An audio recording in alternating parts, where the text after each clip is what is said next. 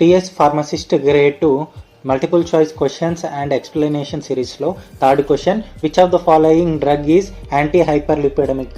అంటే ఏ డ్రగ్ అనేది బ్లడ్లో ఉండే కొలెస్ట్రాల్ని ఇంకా ఫ్యాట్ని డిక్రీజ్ చేస్తుంది అనే క్వశ్చన్ అడుగుతున్నారు. దీంట్లో ఆప్షన్స్ చూసుకుంటే సిమ్వాస్టాటిన్, సెకండ్ది క్యాప్టోప్రిల్, థర్డ్ది ఫురోస్మైడ్, ఫోర్త్ది నైట్రోగ్లిజరిన్. ఈ 4 ఆప్షన్స్లో మనకు కరెక్ట్ ఆన్సర్ ఏందని మనల్ని క్వశ్చన్ అడుగుతున్నారు. ఇప్పుడు ఇచ్చిన ఆప్షన్స్ యొక్క ఫంక్షన్స్ చూసుకుంటే సిమ్వాస్టాటిన్ అనేది బ్లడ్లో ఉండే హై కొలెస్ట్రాల్ని ఇంకా ఫ్యాట్ని తగ్గిస్తుంది.